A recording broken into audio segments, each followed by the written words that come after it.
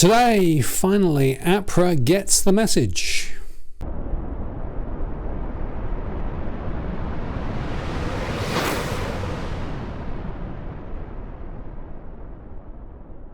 Hello again, it's Martin North from Digital Finance Analytics. Welcome to this post covering finance and property news. Well, you will know that I have been pushing very hard for branch regional closures to stop.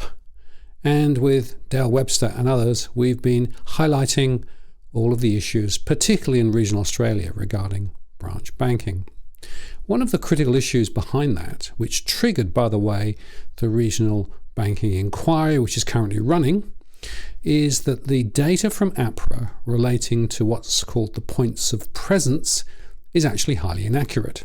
And we've suspected for some time that that inaccuracy is not totally by accident. In other words, perhaps the data being presented as fact is deliberately being misrepresented.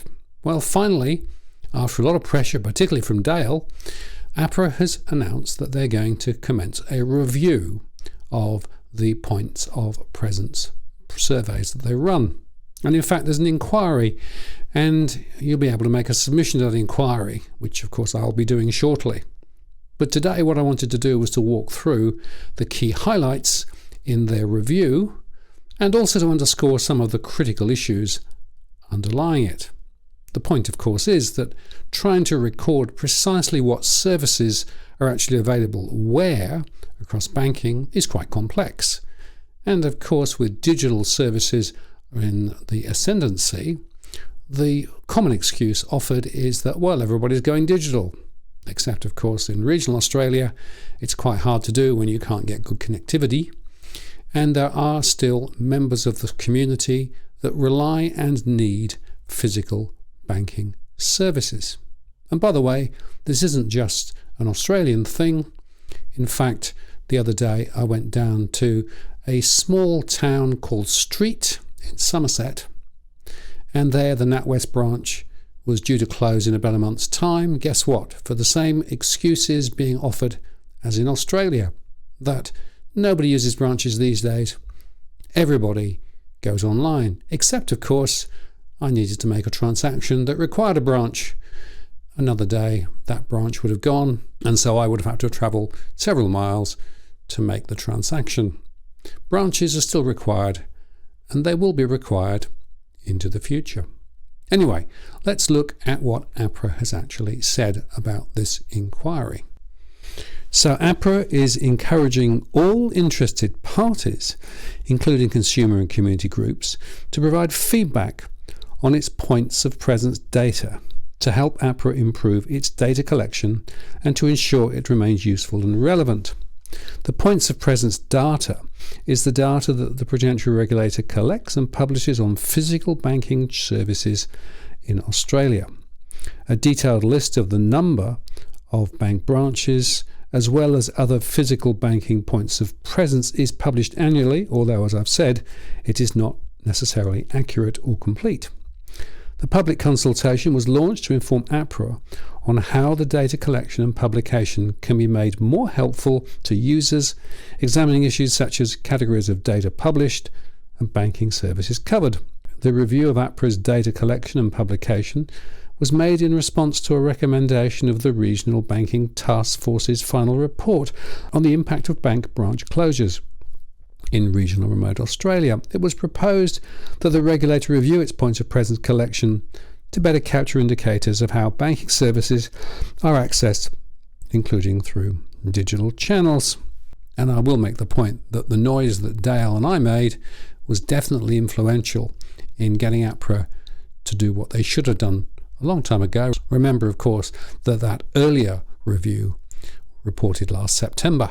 So APRA's review will be undertaken concurrently with the Senate Standing Committee on Rural and Regional Affairs and Transport inquiry into bank closures in regional Australia. APRA is conscious of the impact of bank branch closures on consumers and businesses, particularly those in regional and remote communities, said Therese McCarthy Hockey, an APRA member. APRA's data shows that over the 5 years to June 2022, branches have declined by 30% in major cities and 29% in regional and remote areas. While the decision to close a branch is a commercial matter for individual banks and not something APRA regulates, our points of presence data collection plays an important role in ensuring proper transparency around the availability of banking services across Australia. So you can actually make a submission through this consultation. And it's interesting that, subject to interest, APRA also proposes to host online forums about how the points of presence data collection can be improved, and local governments or other community groups who wish to participate can also email APRA directly. So it is good that APRA is finally getting a review underway, but the critical question which needs to be asked is, why was the data so inaccurate? Why were branches misclassified? And how is that going to change? So there is a definitional question.